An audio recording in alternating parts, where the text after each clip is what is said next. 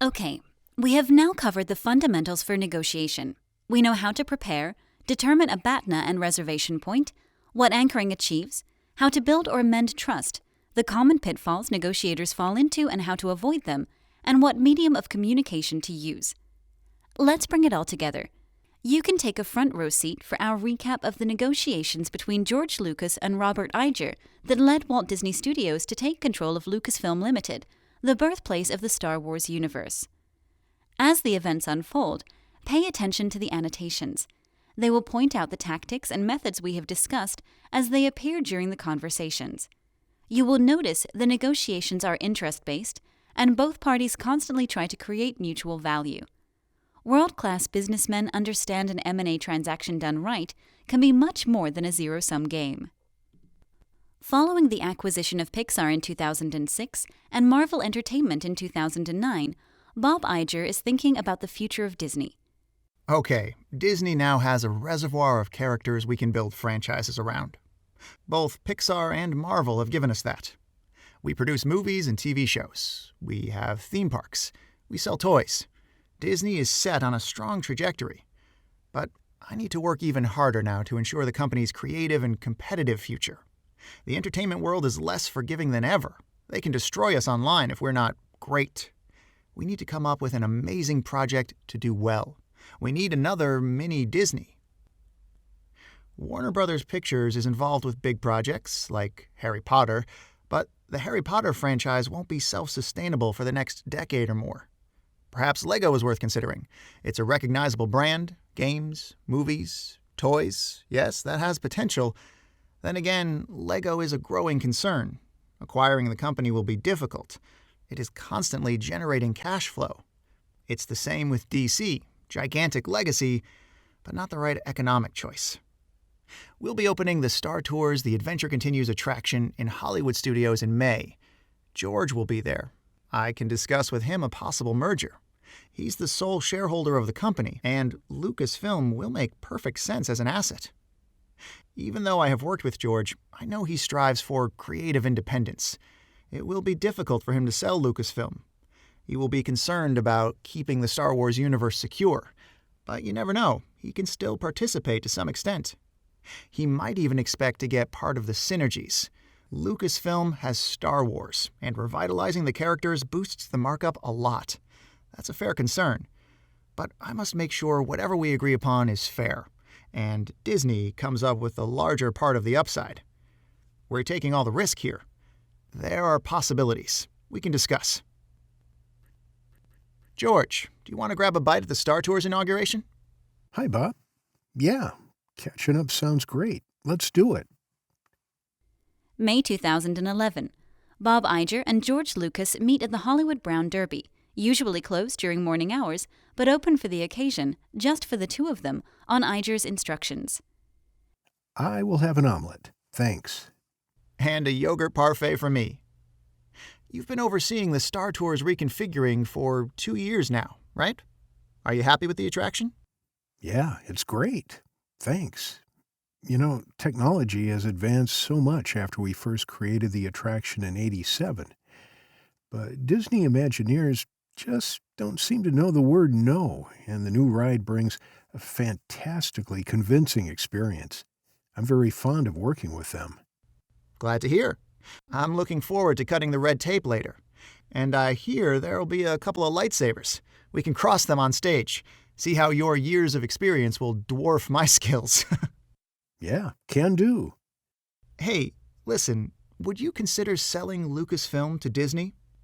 To be honest, I am thinking about retiring. I'm 67 years old, and restructuring Lucasfilm over the past few years has been aimed at making the company less dependent on my leadership and vision.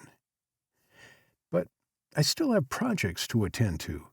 The Clone Wars is entering its 4th season, and we have the live-action Star Wars on the drawing table.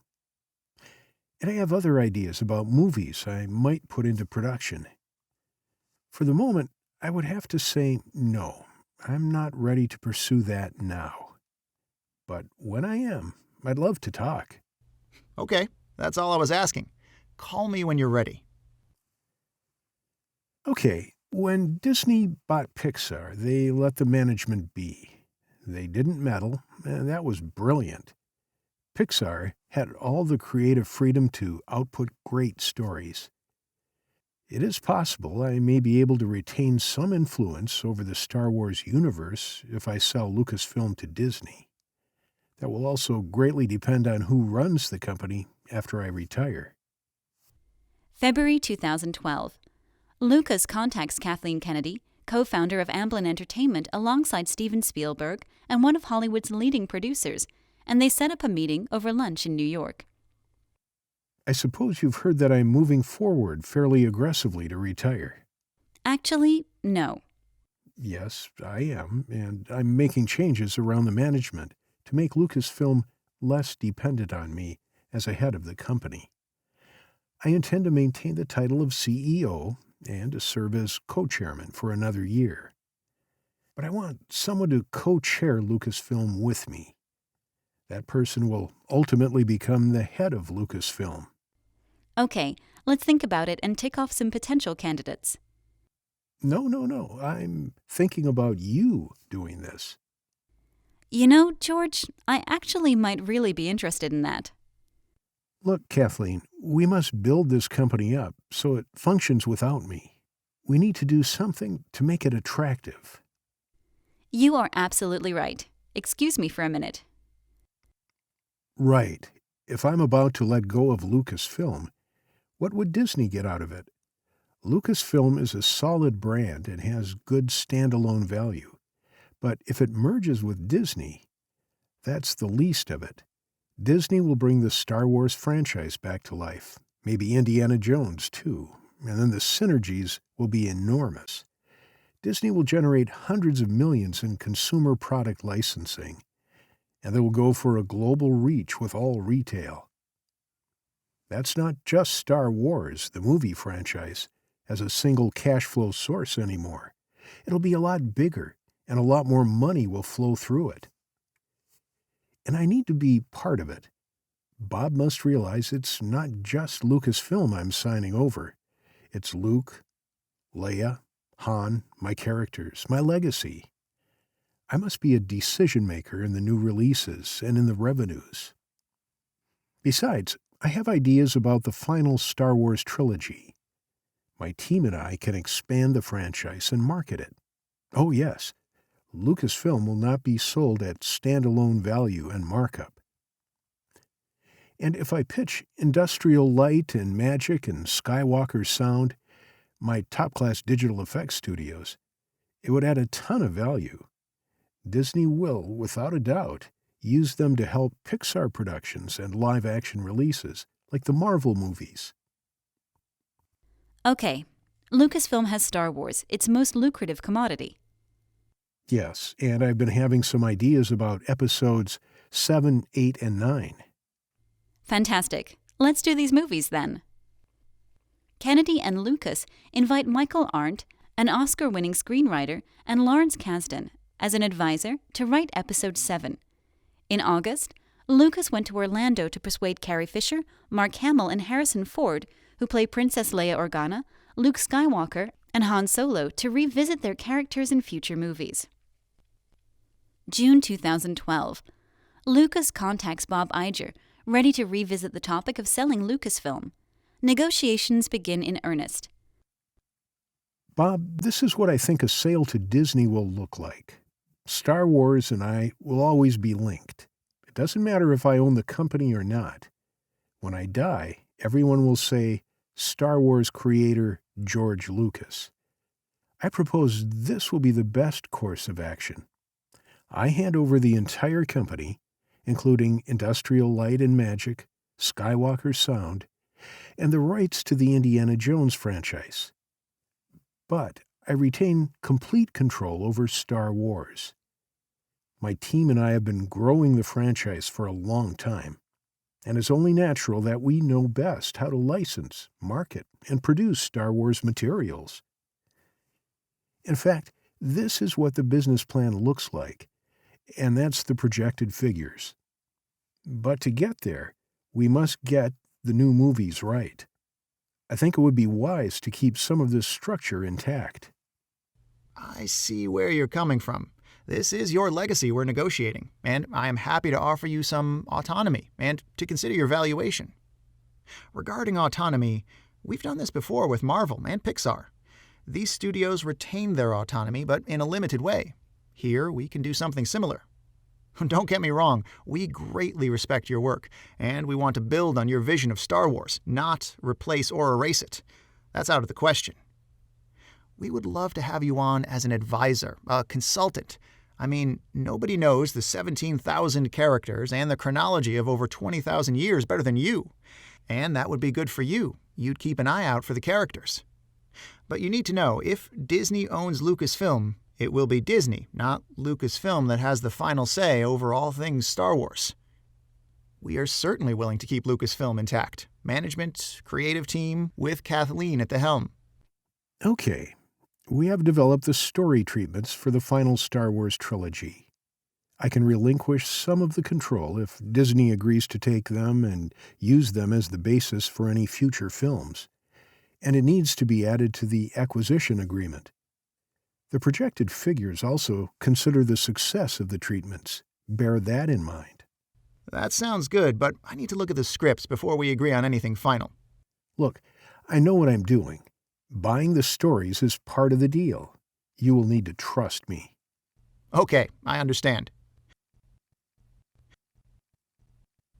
George, we would need to see some script text before we can continue with the deal. What do you think would be the best way to proceed? Tell you what, how about if we ensure the treatments will only be read by a limited number of people? You, Alan Horn, and Kevin Mayer. That should work, as long as you sign a non-disclosure agreement. That's all right, we can sign that. George, we read them. They're good, have storytelling value.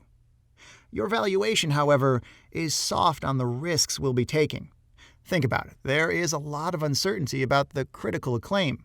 These figures there are very speculative, and you still haven't told us if Carrie Fisher, Harrison Ford, and Mark Hamill will agree to shoot if we acquire Lucasfilm. And, okay, we will release globally, but our core market is the US, and the overall macroeconomic growth of the market is something to be cautious about. On October 30th, 2012, after 5 months of exhausting negotiations, George Lucas and Walt Disney Company President Bob Iger signed the agreement, selling Lucasfilm to Disney for $4.05 billion, equally split between cash and Disney stock. Lucas remains involved with Star Wars in the capacity of a consultant. The amount of stock received makes George Lucas the second-largest shareholder for Disney after the Laurene Jobs Trust, which sold Pixar to the Walt Disney Company in 2006. A deal between the two companies makes sense from a strategic perspective, given that Disney is a world-class film studio, able to continue the Star Wars franchise, produce great movies that will win critical acclaim, and monetize the huge Star Wars fanbase all over the world.